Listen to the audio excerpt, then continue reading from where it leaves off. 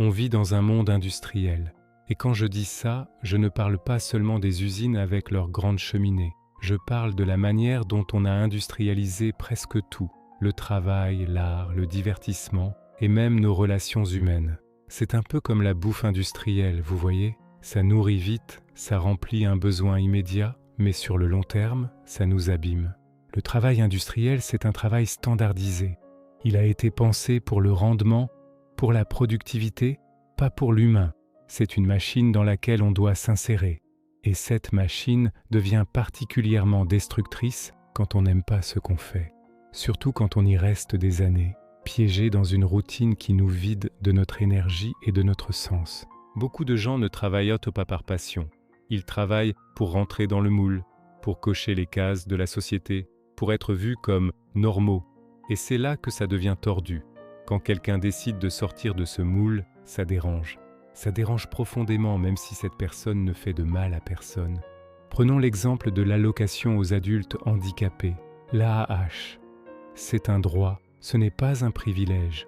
C'est une reconnaissance que tout le monde ne peut pas s'insérer dans ce système de travail standardisé. Pourtant, dans le regard des autres, ce droit se transforme souvent en suspicion. On entend cette petite phrase, parfois murmurée, parfois pensée très fort. Pourquoi lui ? Il n'a pas besoin de travailler. Mais cette question, d'où vient-elle vraiment ? Souvent, elle vient de personnes qui sont elles-mêmes épuisées par leur propre vie, épuisées par un travail qui ne les nourrit pas. Elles voient de quelqu'un en dehors du système et leur première réaction, c'est l'envie ou l'incompréhension, au lieu de se demander si le système lui-même n'est pas le problème. Car le vrai problème, ce n'est pas ceux qui bénéficient de l'AAH ou ceux qui choisissent d'autres voies. Le vrai problème, c'est un système qui rend le travail toxique pour une si grande partie de la population. Un système qui nous fait croire que notre valeur se mesure uniquement à notre productivité. Face à cette toxicité, certains cherchent une échappatoire. Ils fuient ce système, mais parfois, ils le font de la pire des manières. Ils tombent dans la toxicomanie, les arnaques, parfois même la violence.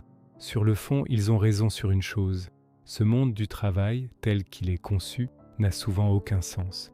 Mais les moyens qu'ils utilisent pour y échapper les détruisent, et détruisent les autres au passage. Heureusement, il existe une autre voie, une troisième voie.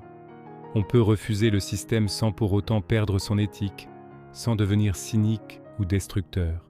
On peut choisir de construire autre chose, sur d'autres bases.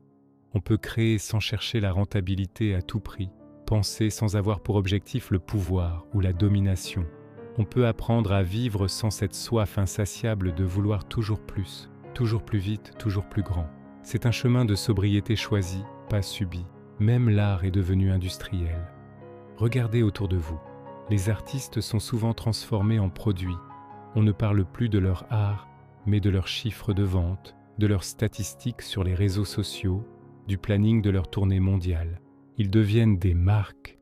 Et quand ils craquent sous la pression, quand l'humain derrière le produit s'effondre, on dit qu'ils sont instables. On ne remet jamais en question le système qui les a broyés. Le divertissement aussi est industriel. Il est conçu pour nous anesthésier, pour remplir le vide et nous empêcher de penser. C'est un flux constant de contenu facile à consommer qui maintient notre esprit occupé, mais pas éveillé. La philosophie, au contraire, elle réveille. Et se réveiller, ça fait parfois mal. Ça nous confronte à des vérités inconfortables sur nous-mêmes et sur le monde. Mais c'est seulement en étant réveillé qu'on peut commencer à changer les choses.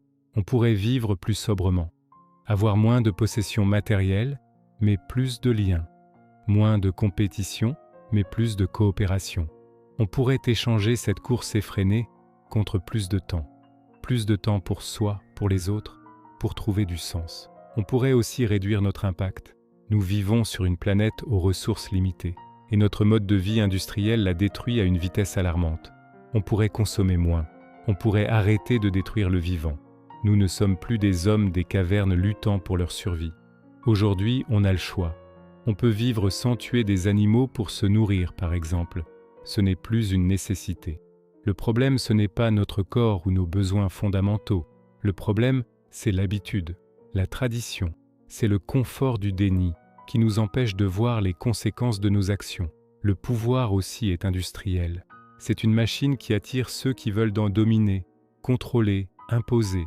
Il attire rarement ceux qui veulent comprendre, écouter et servir le bien commun. C'est pour ça que l'innocence, la simplicité, la sincérité dérangent tant le pouvoir. Elles ne jouent pas son jeu, elles exposent son absurdité. Penser autrement, ce n'est pas être contre tout. Par principe, c'est vouloir mieux, c'est aspirer à un monde plus juste, plus doux, plus intelligent. On n'est pas obligé de tout accepter sans rien dire.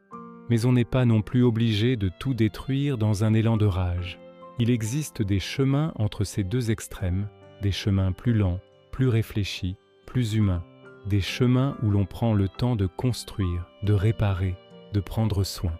Si cette vidéo te parle, si ces mots résonnent en toi, sache que tu n'es pas seul. On est bien plus nombreux qu'on le croit à chercher du sens plutôt que du bruit, à vouloir construire un monde où l'humain passe avant le profit. Merci d'avoir écouté. Abonne-toi si tu veux continuer cette réflexion avec nous.